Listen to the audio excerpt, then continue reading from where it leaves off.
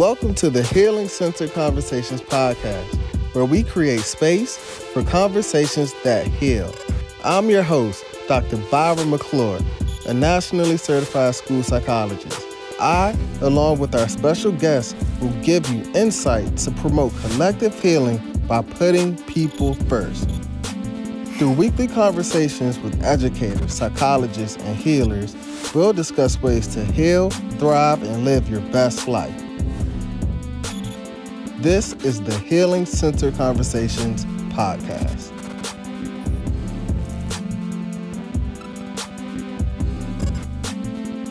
Welcome to the Healing Center Conversations podcast. I'm your host, Dr. Byron McClure, where we create space to have a conversation that heals. We have a very special guest on the podcast today. We have Dr. Candice Jones. Dr. Candice Jones is a board-certified pediatrician promoting health and wellness for our children.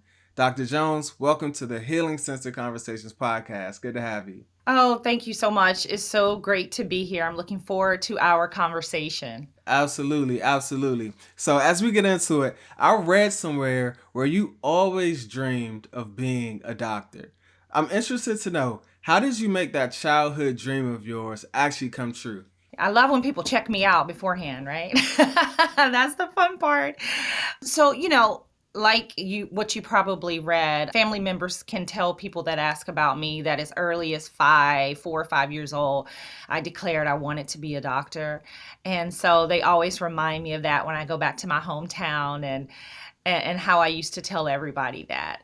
And it did come true. And not for lack of, challenges and some hills I had to climb and get over, because it's very challenging to get into medical school. And then there were obstacles that, being a young person in college, that we create on our own as well. But I did make it, and I'm so happy to be able to do something that I always dreamed of doing. And I couldn't imagine doing anything else. So that is such a blessing. I would say I contribute many things to that. It's, like many things, it's not one thing. It's a bunch of things just kind of landing at the right time. A lot of grace, a lot of just favor and blessings from the Lord above. I would say I give him the credit. And I think having parents, grandparents, having that village, and I always was raised with the village. And so I think it was instilled in me to create village all around me, right? And so I always just naturally, what I call now in my adult years, always have a cabinet, right? And I think connection and relationships are so important. So I think those early foundations that my family gave me to be connected to people and maintain important relationships really helped me. I can think of key times in my life that a relationship in high school, my guidance counselor, who was outside of my parents, my biggest cheerleader, who helped me to get many, many scholarships, right? And then going to college and him connecting me to the president of the university, who I established a relationship with and said, come work for me in my office, and looked out for me that whole time. And then moving to Atlanta and working as a nurse, because I was a nurse before I went to medical school. That was my undergraduate degree. And knowing that, okay, now I've got to make new connections and establish new relationships to reach my next set of goals. And doing that and having key people in my life that helped me to stay focused and do the things I needed to do to get into medical school. So I would say keeping your goal out in front of you like a dangling carrot, never forgetting, even sometimes when we get off track. And then having those connections and relationships for me were powerful because I didn't have all the answers and I didn't know, but I trusted people who did know to guide me. And I think there's so much value in those relationships. I went to Hampton University, and relationships were one of the most important things that I gained aside from the actual degree. So I Right. definitely can second that. And speaking of HBCU, shout out to Hampton. I had another guest on who was a breast surgeon who went to Howard University's School of Medicine. And you did time as a nurse, and then you went to Morehouse for medical Right. school, correct? Morehouse School of Medicine. That's correct. Right there in Yes. that.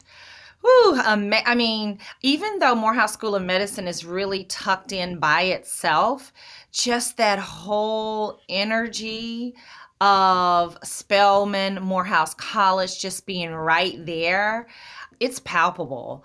And it has such rich history and definitely and pushed me and influenced me to represent, if you will. Absolutely. Can you talk a little bit more about that? I'm interested to know what your experience was like there at Morehouse and how that shaped you as a practitioner. Yeah. So, having always been at majority schools, majority white schools, high school, all through primary school, if you will, and then going into college, I just wanted to have that HBCU experience. So I think the thing that bit me when I got the bug was that I had cousins and my sister had moved up to Huntsville, Alabama, and they were on, Alabama A&M University's campus. And then as a family, we would go to the classics, the Magic City Classic in Birmingham. And my grandmother graduated from Alabama State University. So we had that history in our family. And so I used to go up on that campus and have all the fun and see just a sea of people who looked like me. And so I said, you know what? There's a few Black medical schools, and I think I want that experience. And I had a distant cousin who was much older at this time, practicing, about to retire in the Atlanta area. And he and his wife were affiliated with Morehouse School of Medicine. Had known him, but my mom, someone in the family, told me about him. I reached out, relationship, right? And told them what I wanted to do. And we just kept that relationship going. And when I got to Atlanta, when I made it, I just really connected with them and they helped to guide me on there. So my experience at Morehouse School of Medicine was just everything I thought it was going to be. I was just supported, not only with my fellow classmates, but all of my professors, the whole campus. It was like family. Like, you knew the security guards and they looked out for you, and the library staff, and it was small where you could have that family feel. And that's what I needed to go through something as rigorous as medical school. And I don't think I would have been as successful if I hadn't been there. That's so powerful. And I think so many people can relate to the close knit family that is HBCU and really help shape us and mold us. And so you graduate from there, you become Dr. Candice Jones, and then you go on to practice as a pediatrician. Is that correct? That is correct. Yep. Yeah. And so can you talk just a little bit about your practice as a pediatrician and what that looks like? Yeah. And so for your audience, in case you have some young people who are thinking about medicine, after medical school, you become a MD, you have your MD, but you've got to go train to actually become a doctor, like to be able to take care of people and save lives, if you will. And so I was able to do my residency at Johns Hopkins School of Medicine in Baltimore. And so just wanted to kind of add that little piece, I don't want to skip that. And so I did 3 years there and worked in the area for a couple of years because my husband did fellowship. And then we, moved back down south to warmer weather. And so I've been here in Orlando now for, oh my goodness, we've been here 12, 13 years. I've been a pediatrician in the Orlando community. And, coming from Morehouse, again, that commitment to improving the representation among doctors of color, but also making sure we serve our communities of color and really improve our health. And so, not that I don't help everyone, but I have a particular focus on that. And so I came right to those communities here in Orlando to serve the underserved. And so I love serving a diverse group of families. Of course, I take care of children from birth till going off into young adulthood, but I call myself the auntie. I really feel like I'm a part of the family. And I really impress upon my families that I'm here for you, not just for a runny nose or to come get your shots, but I want to really help you be healthy, wholly, mind, body, and spirit, not just, for your physical health needs. And so I just try to make sure that I'm there to do that so that they go into adulthood, at least with that taken care of. I love that on so many levels. Really, on a personal level, as we kind of talked about, I have 3 children. We have a newborn. My wife and I have a newborn son. He is 4 months at the time Wow. of this recording. Yeah. And so going to the pediatricians. And one thing that I'm thinking of right now, especially taking our son to the pediatrician, are the conversations that we have with our doctor, especially in this current climate where we're dealing with the global pandemics, the racism pandemic, COVID-19, all these different things. But having conversations about the health and wellness of our baby, our precious children, and having someone who looks like you, I think is so valuable. So, Dr. Jones, I'm really interested to hear, especially in this current context with the pandemic and all those things that I just mentioned, how are you responding to this crisis? Are you having conversations, especially with Black families, about the vaccine? And there's a lot of reluctancy, even in my household, around getting the vaccine for our young children. They just released it ages 5 to 11, I believe. And so I'm interested to hear, just not giving medical advice, but in your perspective, like, how do you help nurture families? Right. That's a great, great question. And I really appreciate you asking it on this episode. As a pediatrician, I am also a Black mom and I'm also a wife. And I have little Black children. I have a boy and a girl as well. And so I will tell you that my 13-year-old is fully vaccinated against COVID-19, fully vaccinated for all of his childhood immunizations. My 4-year-old, she will be 5 after Christmas, and she can't wait to get her vaccine. Like, she's still upset that she can't get vaccinated against COVID-19. And so I really believe it is, as we know, your children are going to follow you and they're going to believe what you believe and they're going to feel how you feel. And so we've tried our best here at home, being 2 doctor parents, to explain to our children what's going on with the pandemic, what, this virus is and what's happening in a kid-friendly way, not to terrify them, and to tell them what we can do to do our part to protect ourselves, protect our family, and also to protect others, because we've definitely explained it to them that this is a we thing. This is a global public health crisis. So they've learned a lot about what public health is and how the health of a whole community can affect the health of individuals, right? And how individuals can impact the health of the whole community. And so these are the conversations I've had with my kids in an age-specific way. And so and my son hates shots. Like, you have to chase him around to give him his shot.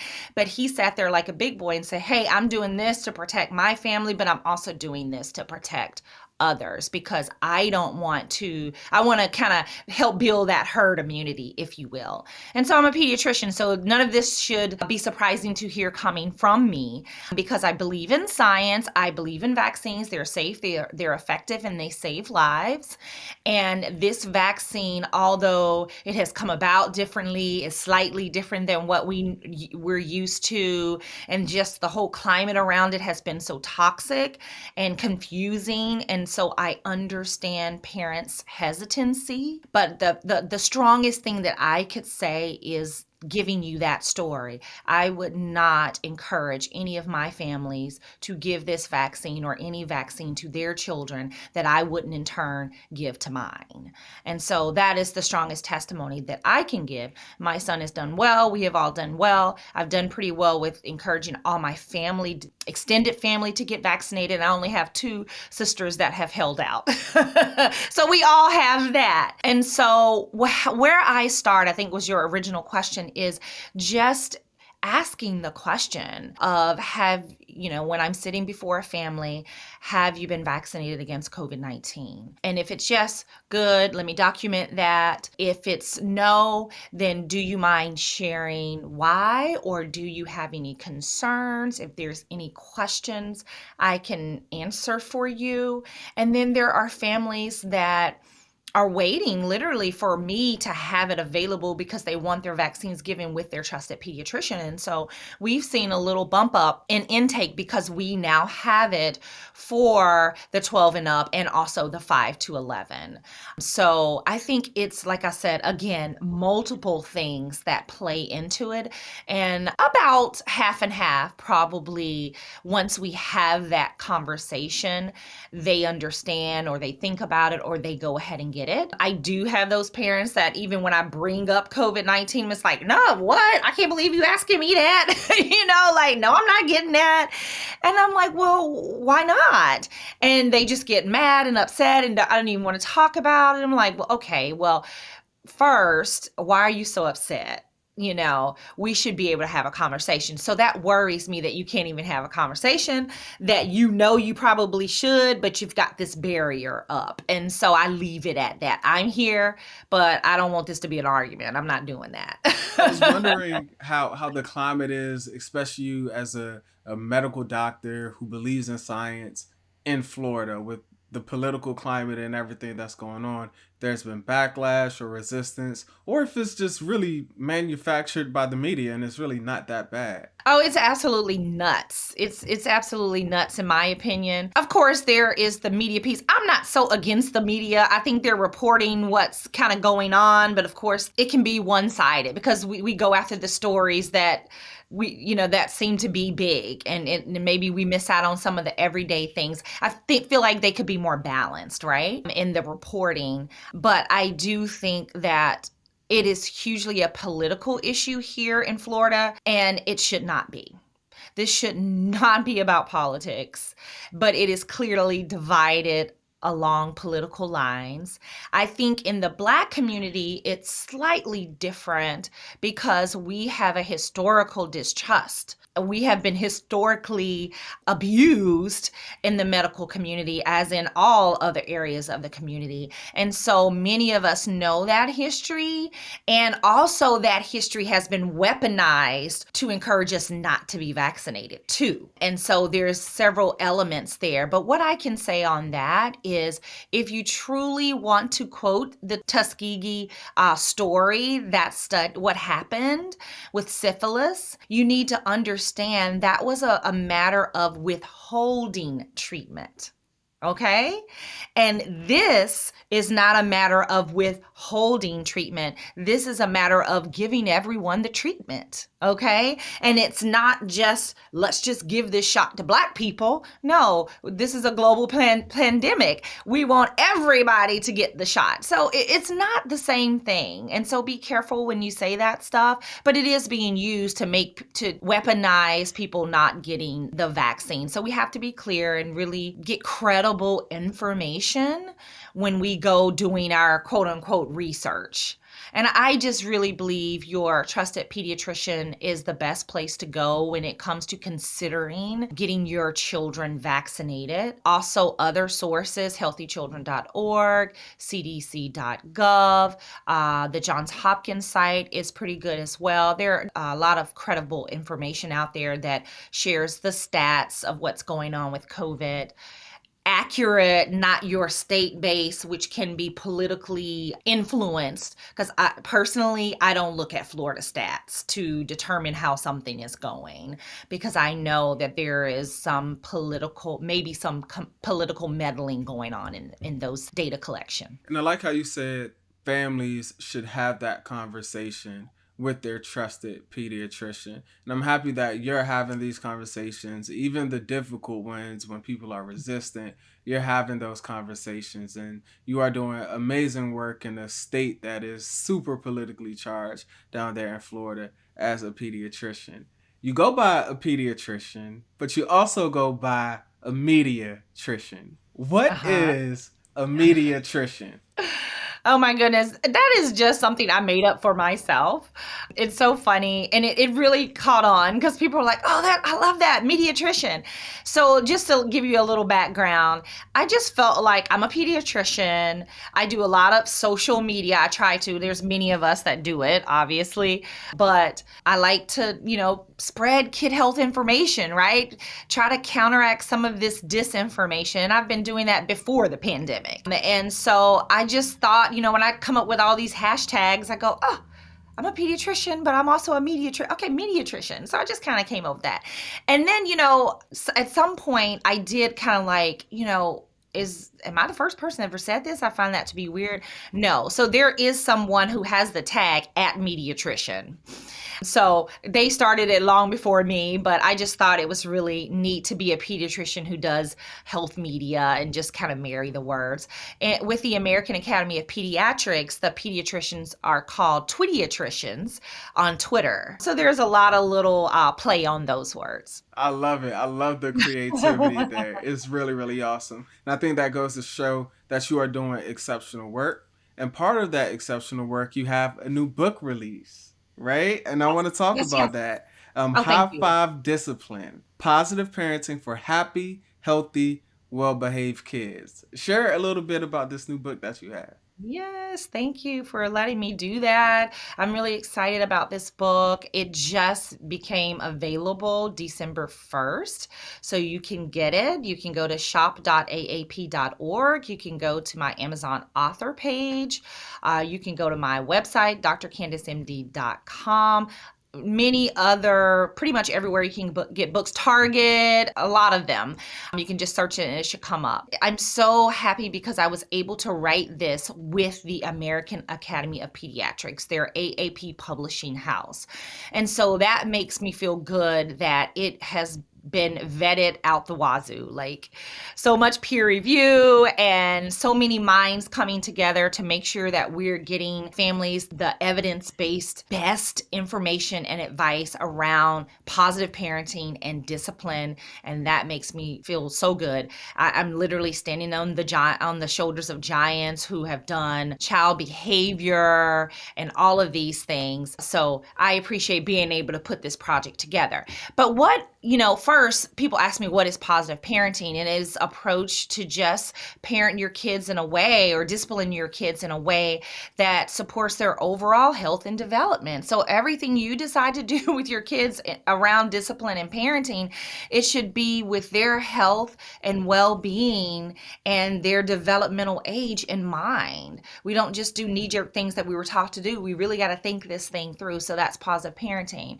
And the High Five Discipline is so cute, and it comes in with 1, 2, 3, 4, 5, the High Five Essentials for Positive Parenting, right? And so let me just tell you what those are really quickly. I believe these are the foundational elements of disciplining your kids the best way to support their overall health and well-being.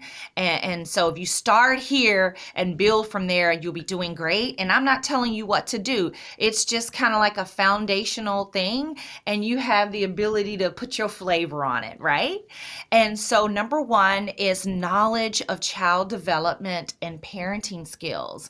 And so many people decide to have children and they still don't know that children go through developmental phases and stages. And they haven't taken a parenting class or read a parenting book, and they're parenting and disciplining based on what their parents did. And that may be great, but it may not be great. And so you should, as a parent, equip yourself with all the latest knowledge of all we've learned about children so that you're doing what's best for their long-term health and well-being. So number 2 is good relational health. And I've already talked about how relationship is so important. We should have healthy relationships with our kids. We should have positive parent-child interactions. We absolutely should. And so we talk about the elements that should be in place there in that section.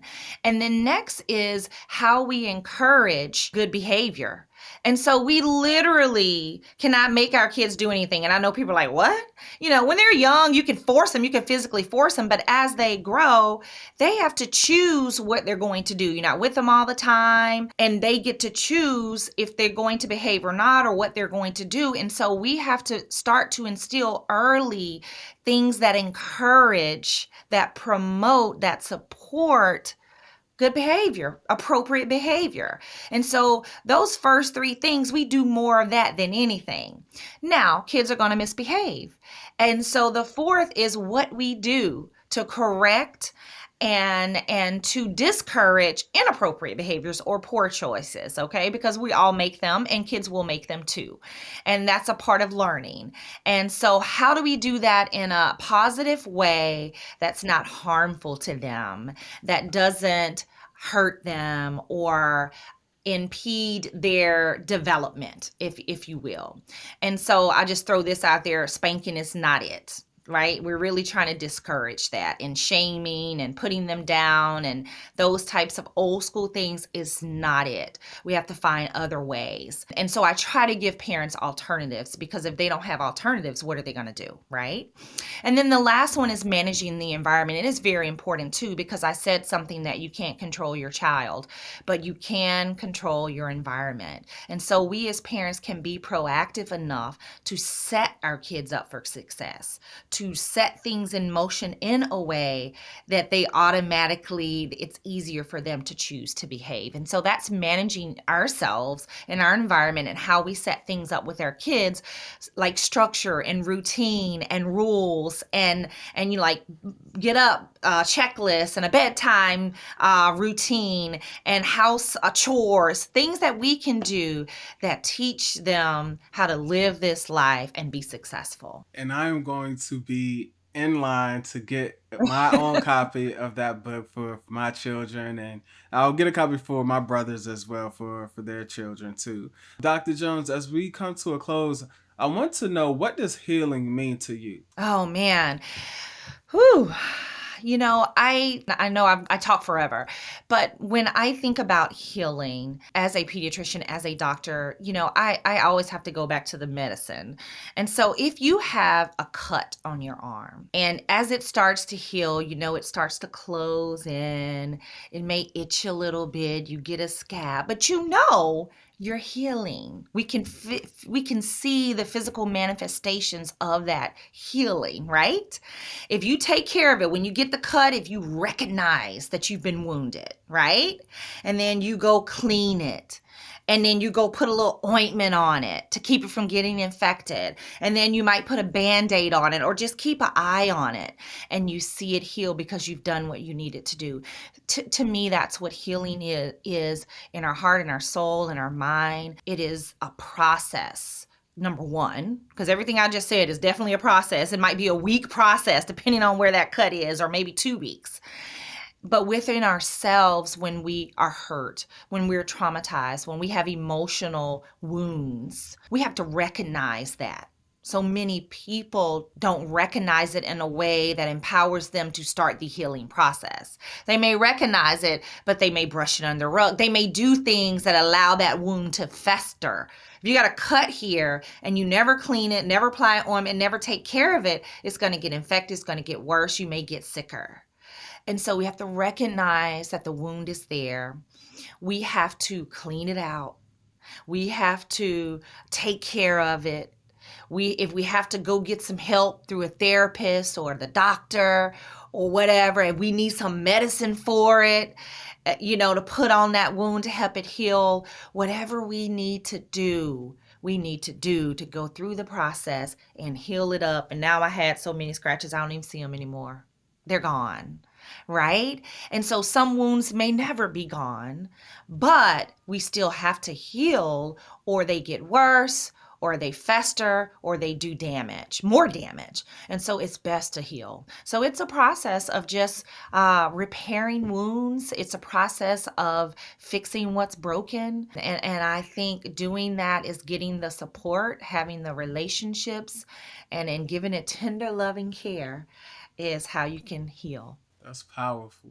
Really, really powerful, Dr. Jones. That really resonates with me. Any closing thoughts as we come to an end? Well, I just thank you for having me today. This was a great conversation. Can't wait to have you on my podcast as well. And yeah, I look forward to staying connected. Absolutely. This is just the beginning, cultivating a new relationship. So thank That's you right. for joining. How can people find you? Yeah, so my website is drcandicemd.com. All of my handles on social media are at drcandicemd. Please pick up the book, High Five Discipline. We talked about where those are. And listen to my podcast, Kidding Around with Dr. Candice. It's just KIDING, just kidding. And you can listen to that on all podcast outlets pretty much. So thank you again, and thank you guys, the audience, for listening. Thank you once again, Dr. Jones, for this healing-centered conversation. For our listeners, be sure to follow us across all social media platforms. Help us grow by liking, sharing, commenting, and leaving a positive review. Tell a friend to tell a friend about the Healing Centered Conversations podcast. Until next time, take care, everyone.